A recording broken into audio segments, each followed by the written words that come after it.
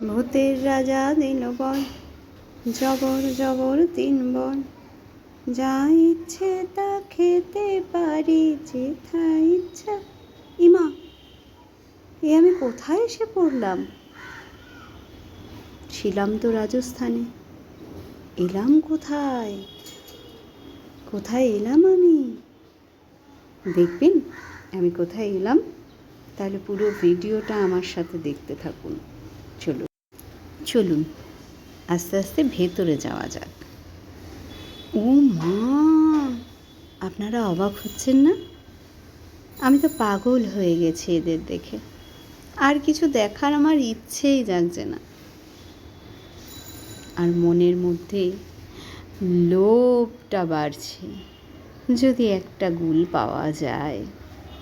চেষ্টা তো করতেই হবে। চারিদিকটা কি দেখব, আমি এদের দেখেই পাগল হয়ে গেলাম। এদিকে আমার সঙ্গীরা ডাকছে যে চলো ওপরটায় যাওয়া যাক। তো সেই আস্তে আস্তে এবার ওপরে যাচ্ছি। কোথায় আছি এখনই তো বলবো না, এখনই বললে আপনারাও ফুস করে উড়ে যাবেন। আগে দেখুন আস্তে আস্তে, তারপরে নিজেরাই বুঝতে পারবেন আমি ঠিক কোথায় আছি। হ্যাঁ, জায়গাটার নাম বলতে পারি, এটা ডানকুনির একটা জমিদার বাড়ি। জানতে পারলাম জমিদার বাড়ির বয়স না হলেও 150 বছরের পুরনো।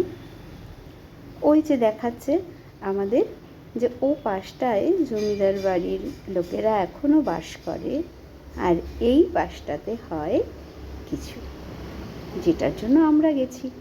কী জন্যে আমরা গেছি সেটা কিন্তু এখনই বলছি না। তো আমরা তো জমিদার বাড়ি দেখতে ব্যস্ত। আপনারাও দেখুন আমার সাথে, আর বুঝতে থাকুন ঠিক কী হচ্ছে এখানে। এসেই তো আমরা ওপরে চলে গেলাম, নিচে তো কিছু দেখাই হলো না। ওপর থেকে মেয়ে পাখির খাঁচা দেখতে পেয়ে নিচে আসতে চাইল, তাই নিচে নেমে এসে দেখলাম এইটা হচ্ছে অন্দরমহল, যেখানে জমিদারের বংশের লোকেরা এখনও বাস করে। তো আমরাও একটু ঘুরে ঘুরে দেখলাম। নদী শুকিয়ে গেলেও যেমন ধারা বয়ে যায়, সেরকম জমিদারি গেলেও অস্তিত্ব কিছু তো আছে। এবার একটু গল্পে আসা যাক। গত পরশুদিন দুপুরে অংশুমানদা ফোন করে জিজ্ঞাসা করলো, বর্ণালী তোরা কালকে কি করছিস? গত শনিবার ছিল আমাদের আবৃত্তির ক্লাস, আর সেই সাথে জামাই ষষ্ঠী। দাদা বলল যে ঠিক কে কে জামাই ষষ্ঠীতে যাচ্ছে না খোঁজ নে, আমার একটু দরকার আছে। সাথে সাথে আবৃত্তির যে গ্রুপ আছে তাতে সবাইকে জিজ্ঞাসা করলাম যে কে কে জামাই ষষ্ঠীতে যাচ্ছে না। এক একজন এক এক রকম মন্তব্য করলো, মজা করলো। আমি শেষের বিষয়বস্তুটা পুরোই বললাম। তারপর সবাই না স্বরূপই আমাকে উত্তর দিল। রাত 11টায় দাদাকে জানালাম, তার মাঝে বেশ কয়েকবার দাদার সাথে কথা হয়ে গেছে। দাদাকে জানালাম দাদা কেউ যেতে পারবে না,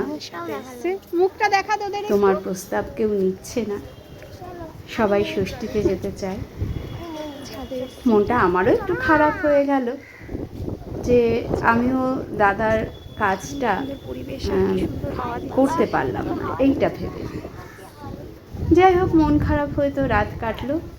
সকাল হতেই আবার দাদার ফোন, বর্ণালী তুই কি বেরিয়ে গেছিস না বাড়ি আছিস?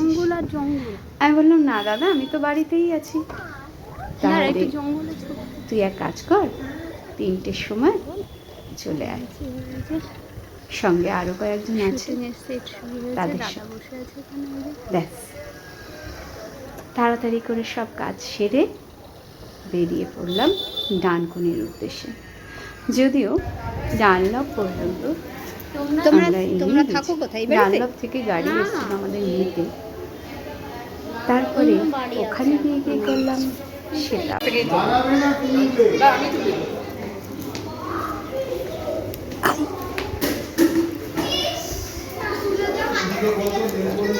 ব্রাউন দেখেছি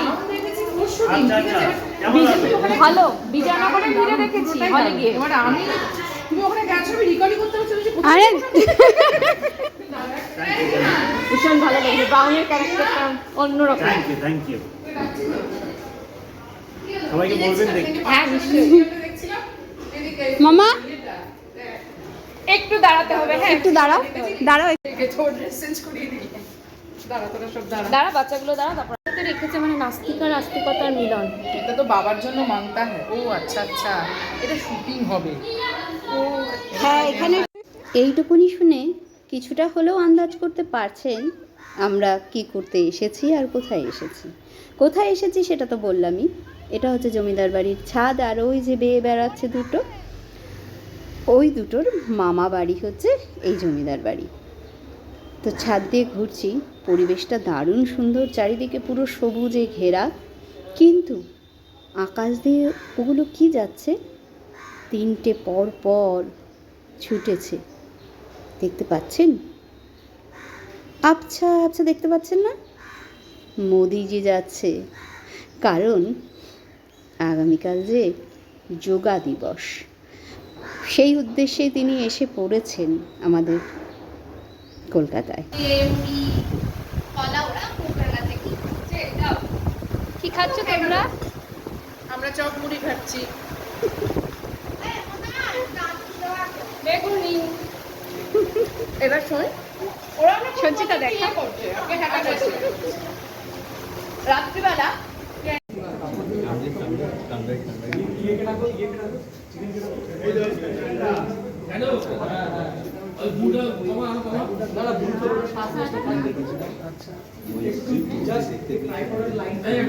রোল ক্যামেরা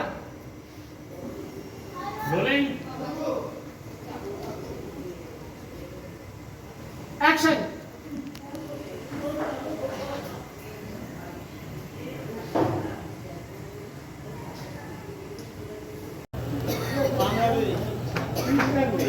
একটা অন্যরকম ব্যাপার হচ্ছে আমাদের অনলাইন ট্রানজাকশনের রেজাল্ট বেরিয়েছে সর্বভারতীয়। কি যে আমরা সর্বসাধারণের নাম দিয়েছিলাম, আমার গ্রুপটা ফার্স্ট হয়েছে। আর গ্রুপ বিতে থ্যাংক ইউ, গ্রুপ বিতে আমার 3টে স্টুডেন্ট ফার্স্ট সেকেন্ড থার্ড হয়েছে।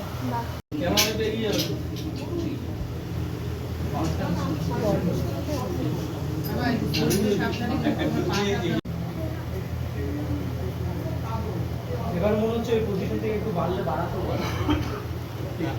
আর এই যে কিসের শ্যাডো বলছে? এই যে দাদা বসছিল এই লাইটটাতে। আরে এই যে শ্যাডো তো যাবে। সব ঠিক আছে। না বসাটা বলতে যে বসেছিল। এরকম হবে স্প্রেড।